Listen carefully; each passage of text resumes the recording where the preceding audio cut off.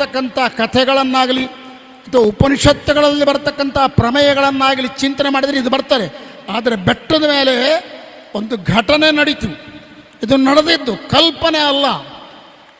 1984 ಆದ ದೊಡ್ಡ ಅದ್ಭುತವಾದ ಘಟನೆ. ಒಮ್ಮೆ ಬ್ರಹ್ಮೋತ್ಸವ, ಇನ್ನು 2 ತಿಂಗಳದ, 1 ತಿಂಗಳದ ಬ್ರಹ್ಮೋತ್ಸವ.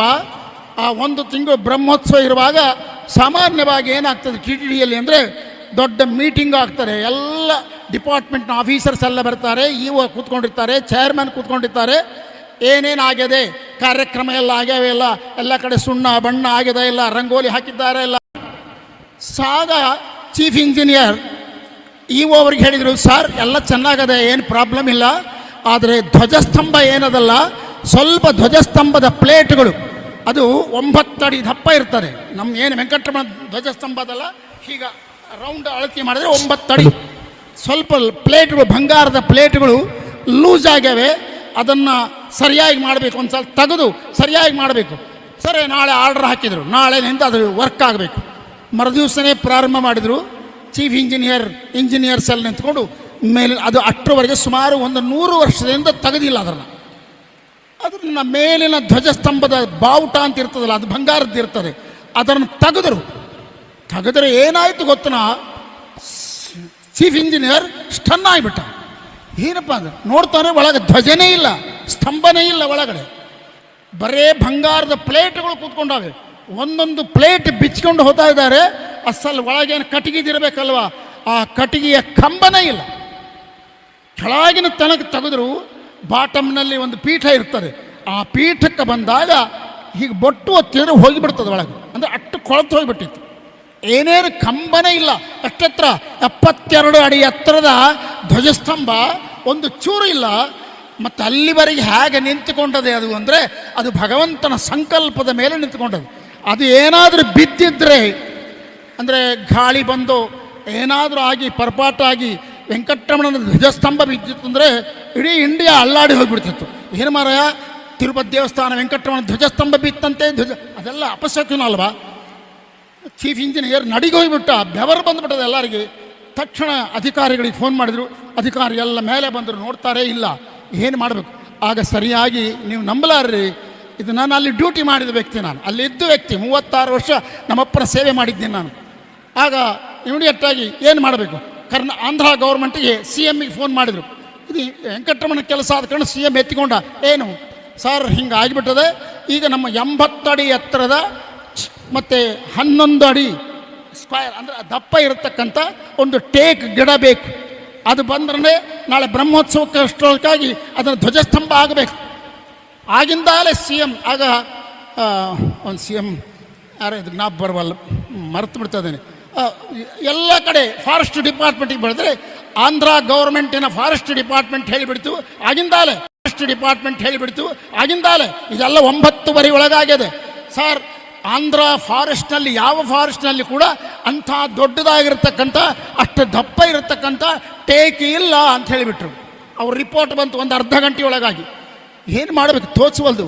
ಇನ್ನು 1 ತಿಂಗಳದ ಬ್ರಹ್ಮೋತ್ಸವ, ಅಷ್ಟೊತ್ತಿಗೆ ಧ್ವಜಸ್ತಂಭದ ಸ್ಥಾಪನೆ ಆಗಬೇಕು. ಕೈ ಇಟ್ಕೊಂಡು ನಮ್ಮ ಅಧಿಕಾರಿ 9:30 ಆಗಿತ್ತು ಕೂತ್ಕೊಂಡಿದ್ರೆ, ಬೆಂಗಳೂರಿನಿಂದ ಒಂದು ಫೋನ್ ಬಂತು. ಅಯ್ಯಂಗಾರ್ ಅಂತಕ್ಕಂಥ ವ್ಯಕ್ತಿ, ಅವನು ಆಗಿನ ಹಿಂದಿನ CMಗೆ ಚೀಫ್ ಸೆಕ್ರೆಟರಿ. ಆತ ನನಗೆ ಈಗ ಮೆಸೇಜ್ ಬಂತು, ವೆಂಕಟರಮಣ ಧ್ವಜಸ್ತಂಭ ಹೋಗ್ಯದ ಅಂಥೇಳಿ, ಅದಕ್ಕೆ ನೀವು ಏನೋ ಪ್ರಯತ್ನ ಮಾಡ್ತಾ ಇದ್ದೀರಿ ಅಂತ ಗೊತ್ತಾಯಿತು. ದಯಮಾಡಿ ನಮ್ಮ ಕರ್ನಾಟಕಕ್ಕೆ ಒಂದು ಆಪರ್ಚುನಿಟಿ ಕೊಡ್ರಿ, ಶ್ರೀನಿವಾಸನ ಕಲ್ಯಾಣ ಆ ಧ್ವಜಸ್ತಂಭ ಇಡಲಿಕ್ಕೆ. ನೀವು CMಗೆ ಗುಂಡೂರಾವ್, ಆಗ CM ಗುಂಡೂರಾವ್ ಇದ್ದರು, ನೀವು ಒಂದು ಲೆಟರ್ ಕಳಿಸ್ಕೊಟ್ರೆ ನಾವು ತಕ್ಷಣದಲ್ಲಿ ಅದಕ್ಕೆ ಬೇಕಾದ ಅರೇಂಜ್ಮೆಂಟ್ ಮಾಡ್ತೀವಿ. ನೀವು ನಮ್ಮಲ್ಲಾರಿ 9:00 ಟೈಪ್ ಆಗಿದೆ ಲೆಟರ್, 9:00 ಟೈಪ್ ಆಯಿತು. ಸ್ಪೆಷಲ್ ಮೆಸೆಂಜರ್ ಅಂದರೆ ಕಾರ್ ಕೊಟ್ಟು ಗುಂಡೂರಾವ್ಗೆ ಆಗಲೇ ಹೋಗಿಬಿಟ್ಟಿತ್ತು. ಆತ ರೆಡಿಯಾಗಿ ಕೂತ್ಕೊಂಡಿದ್ದ.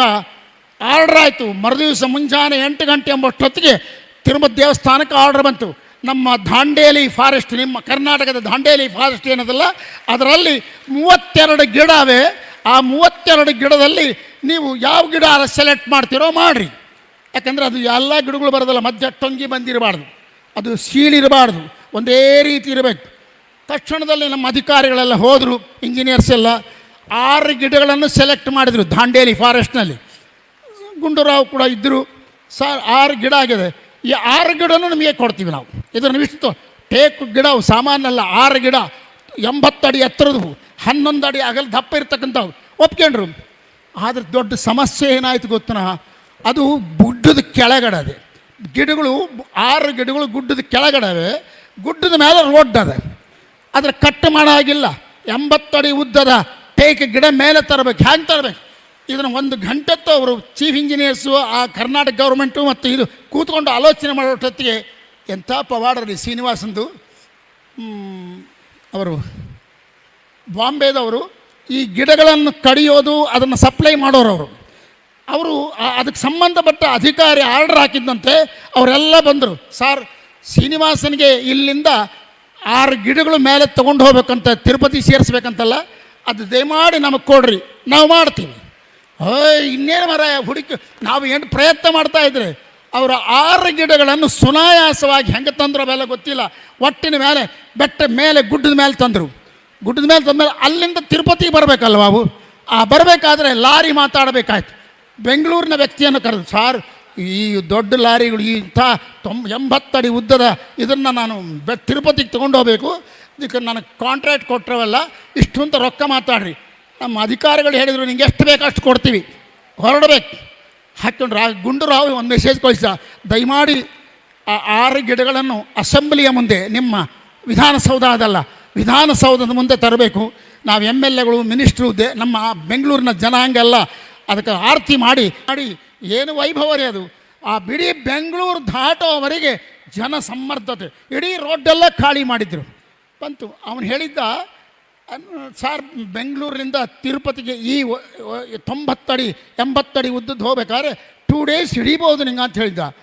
ಮುಂಜಾನೆ 6:30 7 ಗಂಟೆಗೆ ಬಿಟ್ಟಿದ್ದಾನೆ ಬೆಂಗಳೂರು, ಸಾಯಂಕಾಲ 4:00 ತಿರುಪತಿ ಬಂದುಬಿಟ್ಟ. ತಿರುಪತಿಗೆ ಬಂದರೆ ಅಲ್ಲಿ ಜನ ಬೇಕಾದಷ್ಟು ಸ್ವಾಗತ ಮಾಡಿ ಬೆಟ್ಟದ ಕೆಳಗೆ ಕರ್ಕೊಂಡು ಹೋದರು. ಇಲ್ಲಿ ನೋಡ್ರಿ ಆಶ್ಚರ್ಯ, ಅವನಂದ, ಸಾರ್ ಈ ಬೆಟ್ಟ ಏರಬೇಕಾ ನಾನು ಅಂತಂದ ಲಾರ್ಯಾಗ. ಹೌದಾ, ಮತ್ತು ಇದೇನು ಬೆಟ್ಟ ರೋಡ್ನಾಗ ಹೋಗೋದಲ್ಲ, ಬೆಟ್ಟ ಇರು. ಅಯ್ಯೋ ನನಗೆ ಇಟ್ ಇಸ್ ನಾಟ್ ಪಾಸಿಬಲ್, ಅದು ಗೋಡೆಗಳಿಗೆ ಅಲ್ಲಿ ಬಡ್ಕೊಂಬಿಡ್ತದೆ, ಗುಂಡುಗಳು ಬಿದ್ದು ಬಿಡ್ತಾವೆ, ಅಥವಾ ಲಾರಿನೇ ಬಿದ್ದು ಬಿಡ್ಬೋದು. ನೀನು ಹೊರಡು, ನಾವೇನು ಮಾಡಬೇಕು ನಮ್ಮ ಪ್ರಯತ್ನ ನಾವು ಮಾಡ್ತೀವಿ ಅಂಥೇಳಿ ಮುಂದೆ ಏನಂತಾರಲ್ಲ ಲಿಫ್ಟ್ ಮಾಡೋವಿರ್ತಾವೆ ಅಲವು ಹಿಂದೆ ಏನೋ ಇಟ್ಕೊಂಡು ಒಟ್ಟು ನಮ್ಮ ಅಧಿಕಾರಿ ಸಹಿತ ಹೋಯಿತು. ಸಾಯಂಕಾಲ 5:15 ಅಲ್ಪಿರಿಯಲ್ಲಿ ಲಾರಿ ಸ್ಟಾರ್ಟ್ ಆಯಿತು. ಎಷ್ಟೊತ್ತಿಗೆ ಹೋಗಿರ್ಬೋದು ಹೇಳಿ? ಬಸ್ಸು ಹೋಗಬೇಕಾದ್ರೆ 45 ನಿಮಿಷ ಬೇಕು ಒಂದು ಬಸ್ ಹೋಗಬೇಕಾದ್ರೆ. ಕೇವಲ 1 ಗಂಟೆ ಒಳಗಾಗಿ ಬೆಟ್ಟಕ್ಕೆ ಹೋಗಿಬಿಡ್ತೀವಿ. ಲಾರಿ ಹೋಗಿದ್ದಲ್ಲ, ಅವನು ಡ್ರೈವರು ಮತ್ತು ಓನರ್ ಇದ್ದಾರಲ್ಲ, ಅವ್ರು ಕೆಳಗಿಳಿದು ಸಟ್ಟಾಂಗ ನಮಸ್ಕಾರ ಹಾಕಿಬಿಟ್ರು. ಸಾರ್ ಸತ್ಯ ಸಾರ್, ನಾನು ಹೇಳ್ತಾ ಇದ್ದೀನಿ, ಇಲ್ಲಿ ಅಧಿಕಾರಿಗಳು ನೋಡ್ತಾ ಇದ್ದಾರೆ, ಲಾರಿ ಇನ್ನೇನು ಗೋಡೆಗೆ ಹೊಡ್ಕೊಂತು ಬೀಳ್ತದೆ ಕೆಳಗ ಅಂದಾಗ, ಆದರೆ ಯಾರು ಕಂಡಿಲ್ಲ. ಆ ಲಾರಿನ ಹೀಗೆ ಎತ್ತಿ ಇಟ್ಟಾಗಾಯ್ತು. ಹಿಂಗೆ ಬೀಳಬೇಕಾದ ಲಾರಿ ಇನ್ನೇನು ಬಿತ್ತು, ಲಾರಿ ಆಯ್ತು ಮುಗೀತು, ಕುಣಿಯ ಬಿತ್ತು ಅನ್ನುವಾಗ ಯಾರೂ ಲಿಫ್ಟ್ ಮಾಡಿ ಹಿಂಗೆ ಎತ್ತಿ ಹಿಡಿತಾ ಇದ್ದಾರೇನೋ, ಅದು ಮತ್ತೆ ಪ್ರಕಾರ ನಿಂತ್ಕೊತಾ ಇದೆ. ಇದನ್ನು ಒಂದು 5-6 ಕಡೆ ಅವರು ಕಣ್ಣಾರ ನೋಡಿದ್ದಾರೆ. ಅವನು ಹೇಳಿದ, ಲಾರಿ ಡ್ರೈವರ್ ಹೇಳಿದ ಮಾತು ನೋಡಿ ಸ್ಟೇಟ್ಮೆಂಟು, ಸಾರ್ ನಾನು ಡ್ರೈವ್ ಮಾಡಿಲ್ಲ ಸರ್, ಸತ್ಯ ಹೇಳ್ತೀನಿ, ನನಗೇನು ತೋಚಲಿಲ್ಲ, ಸ್ಟೀರಿಂಗ್ ಹಿಡ್ಕೊಂಡು ಕೂತಿದ್ದು ಮಾತ್ರ ಗೊತ್ತು ನನಗೆ. ಆಮೇಲಕ್ಕೆ ಅದು ಯಾವ ಶಕ್ತಿ ನನ್ನಿಂದ ಡ್ರೈವಿಂಗ್ ಮಾಡಿಸ್ತೋ ಗೊತ್ತಿಲ್ಲ. ಶ್ರೀನಿವಾಸನ ಮುಂದೆ ಧ್ವಜಸ್ತಂಭಗಳನ್ನ ಇಳಿಸಿದಿ, ಗುಡಿ ಮುಂದೆ ಅದಕ್ಕೆಲ್ಲ ಇಂಜೆಕ್ಷನ್ಸು ಅವು ಇವು ಏನೋ ಮಾಡ್ತಾರೆ, ಅವೆಲ್ಲ ಮಾಡಿದ ಮೇಲೆ ಅದನ್ನು ಗುಡಿ ಒಳಗೆ ತೊಗೊಂಡು ಹೋಗೋದು ಹೇಗೆ? ಪಿಲಿಗ್ರಿಮ್ಸನ್ನು ನಿಂದ್ರಿಸ್ಬೇಕು, ದರ್ಶನ ಕಂಪನಿಯವರು ಫ್ರೀಯಾಗಿ ಮಾಡಿದ್ರು ಕೆಲಸ. ಆ ದಾಂಡೇಲಿ ಅವರ ಹೆಸರು ಬರೋದು, ಅವರು ಸೋನಾಲಿ ಕಂಪನಿಯವರು ಈ ಗಿಡಗಳನ್ನ ಮೇಲೆ ತಂದ್ರಲ್ಲ, ನಿಮ್ಗೇನು ಕೊಡಬೇಕು? ಅಯ್ಯೋ ವೆಂಕಟರಮಣ ಸೇವಾ, ನಮಗೆ ದಯಮಾಡಿ ಏನೇನು ಪೈಸೆ ಕೊಡಬೇಡ್ರಿ, ನಮ್ಮ ಭಾಗ್ಯ ಅಂದರು.